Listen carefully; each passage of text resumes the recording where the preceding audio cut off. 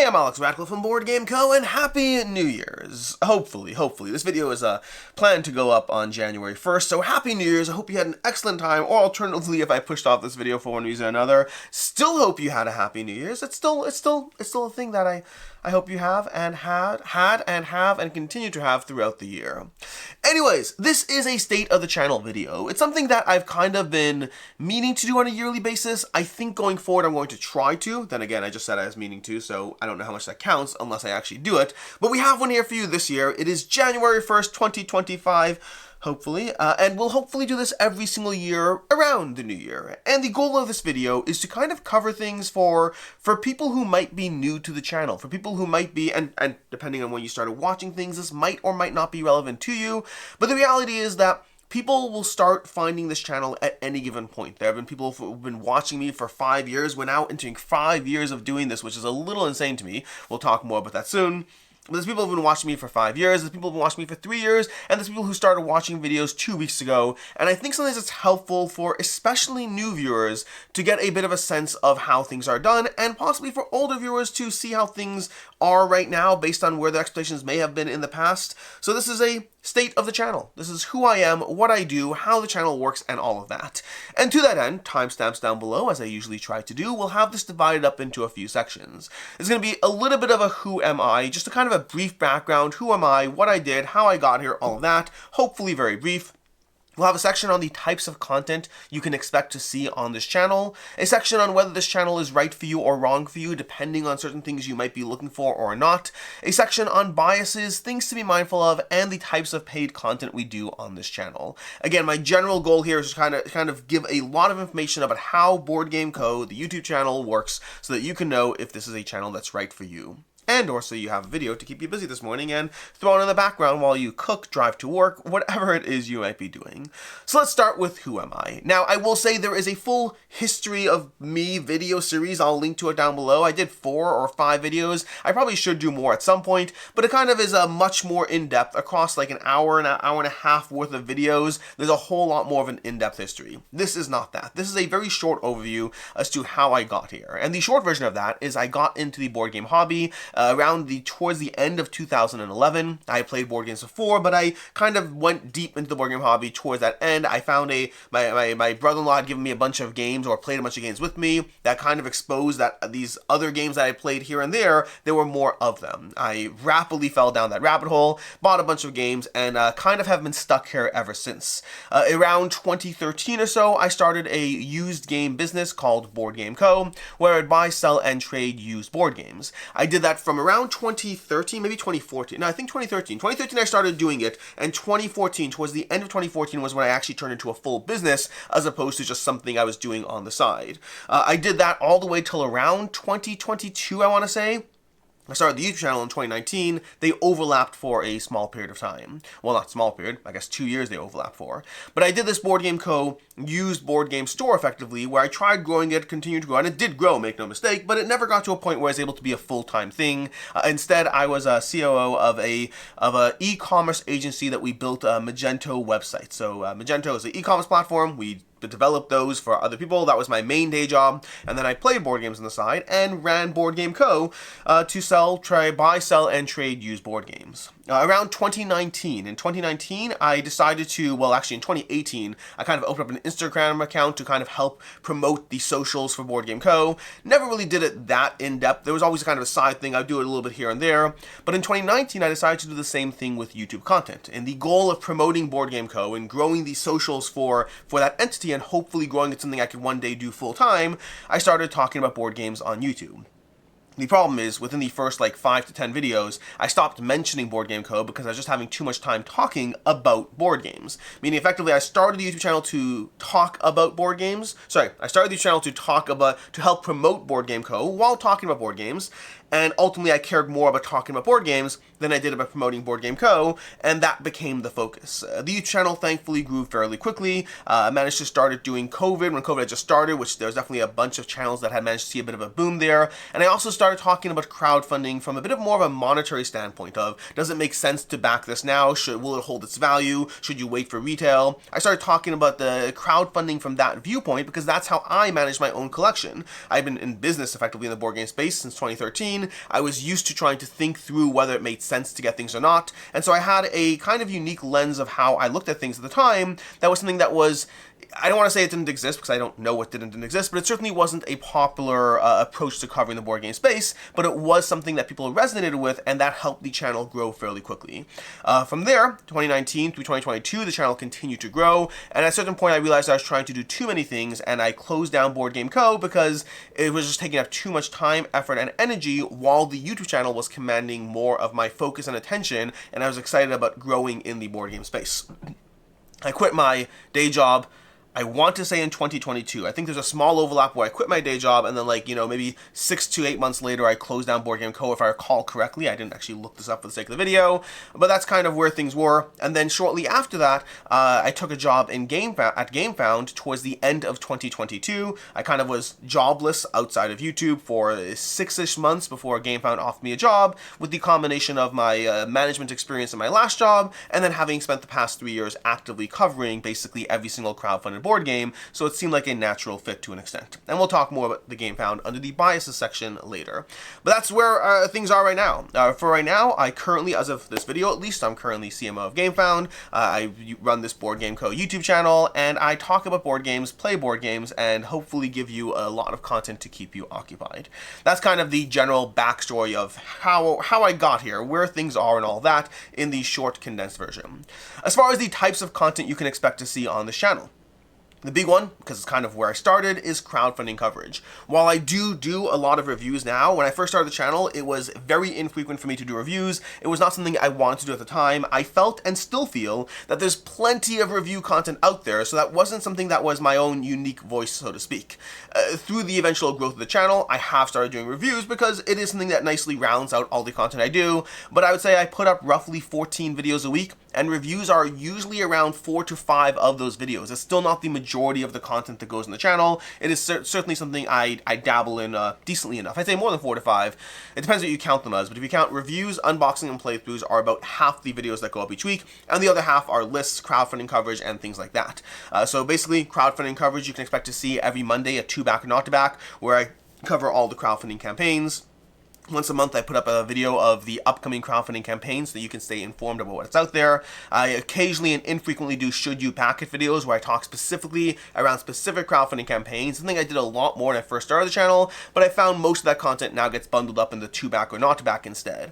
I do reviews, like I mentioned already, generally on Tuesdays, Thursdays, and Saturdays, although sometimes things change, but right now, as of this filming, that's where things are. Tuesdays, Thursdays, and Saturdays usually are when reviews go up. There'll be reviews on those days that go up around anything from reviewing a crowdfunded game to reviewing a final retail game. I'd say more so we're in final retail as far as reviews. We have shifted a bit to doing some previews and paid content. Again, we'll talk about paid content at the end. But you can expect to see crowdfunding coverage, reviews. You can expect to see unboxings. My unboxings are very much unboxings and ramblings. They are all over the place. I will talk about anything and everything. Sometimes about the game, sometimes about other things, but I do unboxings. I do gameplays as well. There are gameplays that go up on the channel, maybe 1 or 2 a week. I'd say probably the average is 1 a week, but sometimes, they'll have busier weeks where you get a few more. There's gonna be top 10 lists. I try to do some sort of list video at least once a week. It's not always a top 10 list. Sometimes a top 10 list, sometimes it'll be my top 100 at the end of the year. Sometimes it'll be a top 10, I guess that's a top 10 list. Sometimes it'll be ranking games from publishers. There's a whole bunch of categories, but I try to do some sort of list related video at least once a week.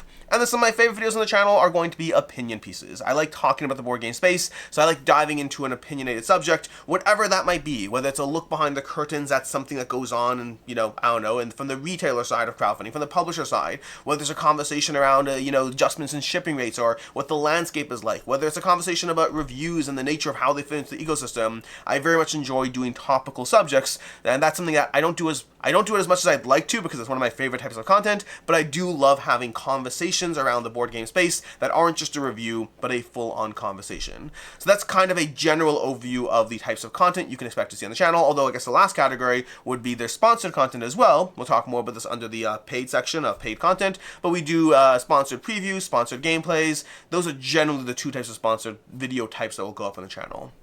as far as whether this channel is for you or not. And this is just a handful of reasons that might make this channel something that is for you or not for you, depending on what you're looking for in your board game channel. This channel might be for you in a variety. This channel might be for you if you want to know more about the most recent crowdfunding campaigns, because I cover those very actively. If you're tired of YouTubers that you need to put on 2x speed because they talk too slow for you, this channel is definitely for you. If you want someone who's just going to talk about whatever just strikes my mind. I will talk about anything and everything. I try to be as cavalier and as straight with you as I possibly can. I like that kind of direct communication. I'm not going to sit there and I don't script anything, so everything's just kind of off the cuff, which could be good or bad, because we'll get into how it's bad in the section of why it might not be for you. But I just talk about things the way I feel. There's not really much of a filter as far as how I approach anything in the space. One of my favorite compliments that I can get is sometimes when a viewer meets me or whatnot, they'll say like, "Oh my gosh, you're just like you are on YouTube," and like I love that. I love that sense that I come across the same way in person as I do when I'm talking to the camera, and that's very much a goal for me. I like to be genuine and direct as much as possible. If you want a lot of game coverage, this channel is certainly for you. If you want a lot of things talked about and covered in any different way, I put out 700 plus videos a year, so there's a lot of stuff to watch on this channel. And if you like rambling and off the cuff, again, this kind of goes for the just being me kind of category, but if you like rambling, my unboxings will have that, topics will have that, my week in review. There's a lot of informal content on this channel, as much as there is also formal content. There's a lot of, here's a board game review, here's what I liked and don't like, and here's a rating. And then there's a lot of times where I'm like, by the way, that game did or didn't work for me because of this, and I'm not keeping it, even though I really liked it. And there'll be kind of like behind the scenes conversations that aren't really behind the scenes because they're in front of the scenes. I do have a Patreon and Ko-Fi, and I do struggle with, I try to do behind the scenes videos there, but it can be a little hard to have as frequent content as I'd like, because so much of who I am and how I present already takes that behind the scenes approach, if that makes sense. So that's kind of why this channel might be right for you. As far as reasons it might not be right for you is if you want deep dives into specific games, you're probably not going to get that here. I do have a series called the 12x12 review. I don't do them as much as I'd like. It's where I played a game in every possible variation and at least 12 times, just because there's a 12x12 challenge and whatnot. But when I really dive into a game, I do a video like that. Those are infrequent. You might get a few of those videos a year. Generally, I go a lot more wide than I go deep. Yes, there are plenty of games every single year that I get 20 plus plays of, sometimes 50 plus plays of, but those are the vast minority relative to the amount of games I'm playing. I very much go wide in the board game space. I like trying out new games. I like trying new things. And so if you want someone who's doing a deep dive into all the strategies and intricacies of Brass Birmingham, you're not going to get that from me. I usually cover, most games will get one, maybe two videos, maybe an unboxing and a review, maybe a review and a gameplay. It's very rare that games will get multiple videos, unless I'm doing a full gameplay series. That can happen, although you will hear them talked about. My favorite games, you'll certainly hear them talked about in a lot of videos, but you won't get a ton of deep dive content on games. If you don't like the speed at which I talk, I get that. That's a reasonable concern. I am always trying to work on my enunciation more so than the speed, because I know there's a lot of viewers who like the speed that I talk, and there's a lot of viewers who don't like the speed that I talk, so I kind of just go with what goes more naturally to me. The thing I try to work on is sometimes I can mumble a bit because I'm talking too quickly, and I try to work more on the enunciation more so than the speed, because that can really help kind of both worlds, if that makes sense. It gives the viewers who want that speed, it gives it to them, and the viewers who are looking for that understanding, it hopefully helps with that without compromising on the speed. I don't try to talk faster, but I don't spend that much time trying to talk slower. And that genuinely, depending on who you are, that just might be a turnoff. You might not like the pace. You might have a hard time understanding the pace. This channel might not be right for you if those things are blockers to you. And I genuinely apologize to you. It's just a balance of trying to be mindful of people who like it and don't like it and trying to figure out who to cater to. If you don't like rambling, there is rambling. I don't script my videos. This is a pro and a con. Like the speed situation, there's the question of who you are as a viewer and what you want. There are viewers who want a very scripted video, and there are viewers who want off-the-cuff content. And whenever there's a toss-up between what viewers might want, I tend to go with my initial biases, and my bias is certainly rambling and off-the-cuff content, for better or for worse. But again, that might make the channel not for you, so that's something to be mindful of. If any of the biases that we talk about below concern you, this channel might not be right for you. There are a bunch of biases we'll get into, biases as well as possible paid content. There are things that you should know about, because again, it affects, if you're watching a review on the channel, it's worth you knowing where I'm coming from, what my outlook is on things and where I possibly have conflicts of interest. So those might be things that make the channel not right for you as well. Speaking of biases, that's a good time to dive into the biases section. So we're going to cover biases with kind of 3 areas. There's biases, things to be mindful of. It's not really a bias, but it's things to be mindful of. And then there's paid and unpaid content. As far as biases go, there's a few things. The first I mentioned already, I work for GameFound. Take that into account. I don't, on a personal level, I don't believe it has a strong impact on most things I cover, with the exception being when there's a direct Awakened Realms game. That's obviously a different category. Awakened Realms and GameFound do have shared ownership. They're different companies, but they have shared ownership. That one, I do think there is a bias there. I'd have a hard time giving a very low score to an Awakened Realms game, but I wouldn't give it a high score if I didn't believe it either. I just wouldn't cover it. But obviously that's something you have to take me at my word. You have to take me at my word for that. That's the problem. That's the reality with biases. Is the problem with biases are how it affects me and how you perceive it affects me. Those are both problems to deal with. So I do work for GameFound. Take that into account. I personally don't believe that when I cover a Kickstarter game, I'm going to be more negative, or when I cover a GameFound game, I'm going to be more positive. But that's a belief that I have. It's not something I can prove. It's not something I know for certain on myself, and it's certainly not something that you know. Hopefully the consistency of my content will speak for itself, but you have to make that determination on your end. Paid content. We'll get more into the paid content section, but whenever there's paid content, I will say that paid content doesn't come with opinions attached to it. When we're doing a preview, we don't tell you what we thought of the game, but it does come with the potential problem that this will happen, where maybe there's a publisher who I've done paid content with, and now this time I'm reviewing one of their games, and I'm mindful of, cutting off that relationship. That is absolutely a bias. Again, I don't think it heavily affects me, but it's certainly present. The reality is these are biases. I'm not going to sit there and try to convince you every single one that is or isn't present. These are certainly things to be mindful of as a viewer and knowing the content you're getting from me. The big one for me that does affect me is being friends with people, being friends with the designers and the publishers and the creators behind these games. There is nothing quite so, again, like cutting off a paid relationship, yes, that's something to be mindful of. I just don't think it heavily affects me. Working for GameFound, I don't think it matters when I'm covering a Kickstarter game. I'm not saying it doesn't, but I just don't think it does. But what I'll tell you with certainty absolutely matters to me every single time is if I know that I have to see you, someone who I have a good relationship with, and I know that I didn't love your game and I just gave it a 2.5 out of 5, I don't want to do that. I don't want to give a 2.5 out of 5 to someone who I know I'm going to see them at a convention and I have a good relationship. Whether it's friends or friendly, I certainly don't want to do that.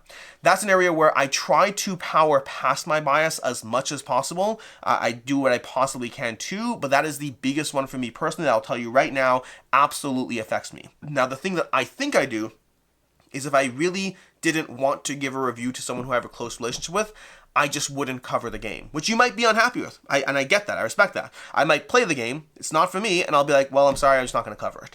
In my opinion, I will not adjust a score because I'm friends with somebody. I will not bump something up. I will not be more positive. And a good reason to not be more positive is the games leave my collection. I do full video series on games leaving my collection. I talk about the games that are leaving, and I'm not going to keep a game on the shelf just because I'm friends with the person. My shelf space is too valuable for that. So the reality is my opinions will come through at some point or another. But yes, if I'm very close friends with somebody, I might not want to give a 2.5 out of 5 in a big video. So I might choose not to cover the game. The amount of times I have consciously done that is a handful. Maybe once or twice a year it happens, but again, it will be me not covering the game as opposed to, being positive with the game. But that is certainly the biggest bias, the relationships at play, because frankly, I don't like hurting people, and it feels like I'm hurting someone because I owe you. I'm trying to do a service to you as the viewer by covering these games. But I also don't want to hurt my friends or people I'm friendly with. And that is complicated. Most of the time it is an avoidable problem because it's not a big enough issue. But there are times where it can be an issue, and my solution in those few instances is to simply not cover it. And even then, if you watch my week in review, I will still tell you when a game didn't work for me, because in my week in review, I always tell you everything. And just between you and I, it's easier for me to mentally say, well, I didn't do a full video covering their game, but I did say, I still told you what I thought and why it didn't work for me. I just did it in a week in review roundup where I talk about all the things. So it kind of gives me the best of both worlds. I'm able to give you my opinion while not feeling like I did a dedicated video that attacked a game, if that makes sense. So again, it's a problem. If you're like, wow, I can't believe you'd hold back a video, It's complicated. It is absolutely complicated. I'm sorry. It's something I've said this before. It's not new, but in case you didn't see me say it before, this might be news to you. But again, the good news is it happens maybe once or twice a year. It's very infrequent. I will never tell you something I don't believe, but I might hold back from loudly announcing an opinion if I feel it hurts somebody, if that makes sense. And then the last category of bias, or I shouldn't put this in bias, let's put this in things to be mindful of. Things to be mindful of are twofold. The first is hype. I am a victim of hype just as much as any of you. I try to be mindful of it. I try to counter it. I try to be aware of it. I try to balance how much I enjoy the game now versus, great, I played the game, I enjoyed it. Am I actually going to prioritize tabling it or not? I try to have that information as present as possible. It is a complicated situation to manage because I like board games. I'm a fan of the hobby. I like board games. I enjoy playing board games. But that does mean that sometimes I can play a game and I'm so excited about it, and then a review comes out 2 weeks later and I'm like, that's awesome, and then 4 months later it leaves the collection. Now, I don't think that kind of situation happens that frequently. I'm usually pretty good at being mindful. What is more common is I might tell you how much I enjoyed a game and then it leaves, but I also will probably have told you that just because I enjoyed it doesn't mean I'm going to prioritize tabling it. The reality is I have a great collection full of a lot of games I love, and I can play a great game. I can play a 4 to 5 game and still not think that it needs to be my collection just because I have limited time to play the games. But I try to be mindful of the hype, but it's something to be aware of. The second category is reviewers have an inherent limitation in order to try to give you reviews at a timely point. And that just means the content is fallible. The reality is that most people want content on a game as soon as possible because the new game came out, you want to play the game, so you want that content as soon as possible. The tricky part there is you have to play that game, you have to let it settle because of the hype factor, and you ideally want to give as many plays as many situations as possible, which means most people who are doing dedicated reviews as opposed to deep dives in specific games, most channels who are doing that, myself included, likely can't give you the best of both worlds. We can either give you good content for you to make a decision on sooner, but not as encompassing as down the road content where you've played it 14 times with all different player counts and you've let it settle for 6 months. You can't have best of both worlds, but you should know that going in, which means the reality is very often when you are paying attention to, let's just talk about my channel, when you're watching my reviews, you're getting my thoughts having engaged with the game for somewhere for a few weeks to maybe a few months and having played it a bunch of times, but not necessarily enough times to really let that game sink in. To that end, I do recommend watching things like my Games Leaving the Collection video series or the Where Are They Now. If you want like kind of a more longevity approach, or even just my top 100, those are types of content that will give you a much more longevity based approach as opposed to things passing through the night. There are many excellent games I play every single month. Some of those stick around for years and some of those don't, and it takes time to figure out where those are. So that's kind of things to be mindful of, just the way reviewers are trying to give you thoughts sooner, but that means the thoughts are inherently lacking the longevity that would help you make a longer term decision. As far as paid versus unpaid content, 90% of the content on this channel is unpaid. Most of the videos that go up are unpaid. They are not sponsored. If a video is sponsored, it says so clearly. It is tagged on YouTube. Is it listed in the description? I don't think it's listed in the description. It's said in the video and then tagged on YouTube. That's what we do currently right now. But the paid videos we do right now is the type of paid content we do right now on the channel. We have a few options. We have paid previews where we work with publishers giving previews on their games, usually crowdfunded games. Those previews will not come with an opinion in them, but if you do watch the Week in Review, whenever I've played a game, I will give you my opinion on it no matter what, whether it was paid content or not. I'll tell you if the game did or didn't work for me. I just don't do it in the video that was paid for itself. So that's going to be paid content there. We do paid playthroughs as well. Again, more often crowdfunding. Sometimes you'll see a paid playthrough series where we're playing through a campaign game. That can be a thing as well you'll see on the channel. Outside of those two main paid content types, there's occasionally a sponsorship that will be in a video that will be very clearly listed, like thanks to our partner, Mint Mobile, for etc., etc. You'll see those listed. Again, it'll be tagged as paid content. It'll be in the video. It'll have all the appropriate disclaimers. And then sometimes over on our Instagram channel, which is not super active, but I do post over on Instagram, there'll also be paid posts or paid giveaways over there. So these are the kinds of paid content that go up. Again, the vast majority, 90 to 95% of the content on the channel is not paid, not sponsored, but there certainly are some paid content. The other thing to be mindful of is 2 or 3 times a year, I will sometimes go on a publisher-sponsored trip. Those are trips where I'm not being paid for the trip, or if I ever am being paid, I'll tell tell you, but more commonly the trip itself is being paid for, whether it's the travel, the hotel rooms, sometimes the meals when I'm there, things like that can be paid for by the publisher, where they're effectively bringing myself in for some sort of, covering a crowdfunding game for a launch. Those are always complicated to manage because there's a bias. There's a bias at play. Going back to like times I don't want to do things. I don't want to say, hey, I didn't like this game after they brought me in for a trip. I will absolutely not tell you I liked the game when I didn't, but I still have to be mindful of the reality of the biases of the situation. I would rather simply not cover the game. Like, sure, I'll be in your playthrough, but I'm not going to do a dedicated review if one of those games doesn't work for me. This happens 2 or 3 times a year. There's usually specific publishers that I've done this with, IV Games, Steamforge. I feel there's some others. Chip Theory Games has done this. So only a handful of publishers has happened with, but it is something that happens 2 or 3 times a year. And again, it kind of goes into that muddying the waters that I just want to make sure you know about when you're trying to establish whether this channel is or isn't right for you. And that is kind of everything. That's kind of a general overview of what this channel is, what we do, kind of a state of the union, state of the channel of how I currently operate the BoardGameCo channel. I love being here. I'm grateful for all of you who allow me to be here every single year without fail. We're going on 5 years now, 5 years of doing videos, 5 years of popping up a camera, waving around my basement saying hello world as I talk to a cell phone. And from that to this, a full-time job where I get to be in the board game space, I get to play games I love, I get to talk to people who I appreciate and value, and I get to connect with all of you, whether it's over in Discord, whether it's, over Patreon, Ko-Fi, whether it's, just the comments or whatnot, or seeing any of you at conventions. It is an incredible experience and one that I'm incredibly grateful for. So thank you so much. Hope you have an excellent 2025. I know I certainly plan to, and I appreciate all of you being here for the ride. I'm Alex Radcliffe from BoardGameCo. I hope you enjoyed this video, and as always, I hope you have a good one.